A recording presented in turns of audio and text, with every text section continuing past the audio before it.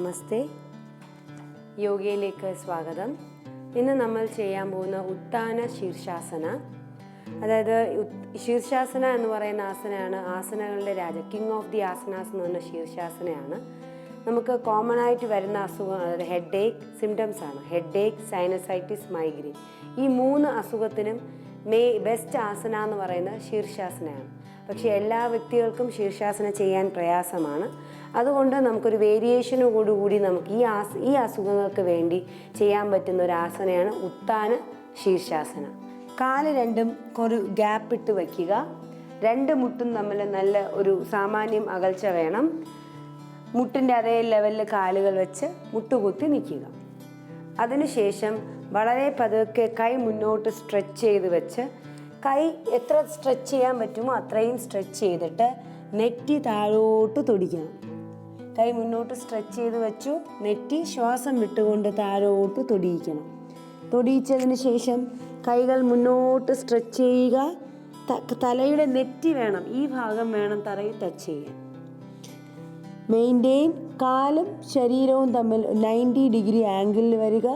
ഈ trunk region ഒരു 60 degree ആംഗിളിൽ വരണം. രണ്ടും ശ്രദ്ധിച്ചതിന് ശേഷം കൈ മുന്നോട്ട് സ്ട്രെച്ച് ചെയ്ത് വയ്ക്കുക. നെറ്റിയിലായിരിക്കണം മുഴുവൻ ശ്രദ്ധയും. സ്വല്പനേരം ഈ ആസനയിൽ മെയിൻറ്റെയിൻ ചെയ്യുമ്പോൾ തന്നെ നമുക്ക് തലയിൽ നല്ലൊരു ഹെവിനെസ് ഫീൽ ചെയ്യും. Same like that of the Shirshasana. ശീർഷാസനയ്ക്ക് വരുന്ന അതേ അവസ്ഥ തന്നെയാണ് ഇപ്പോൾ നമുക്ക് ഫീൽ ചെയ്യുന്നത്. സ്വല്പനേരം മെയിൻറ്റെയിൻ ചെയ്യുക.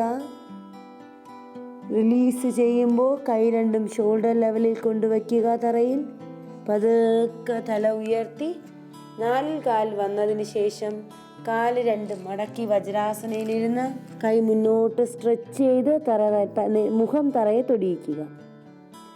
അതിനുശേഷം മാത്രം തല ഉയർത്തുക, കൈ മേലോട്ട് ഉയർത്തുക.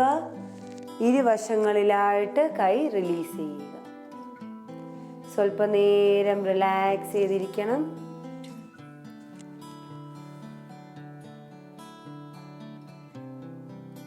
പതുക്കെ കണ്ണുകൾ തുറക്കുക.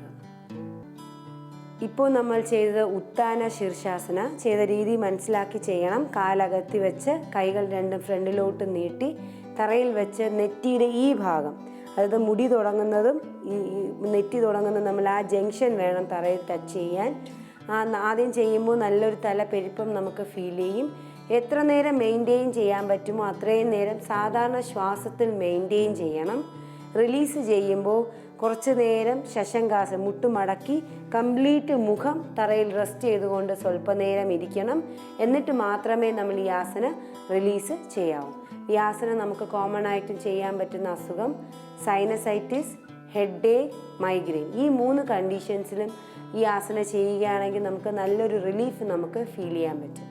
ഉത്താന Shirshasana. Thank you. Fitness trends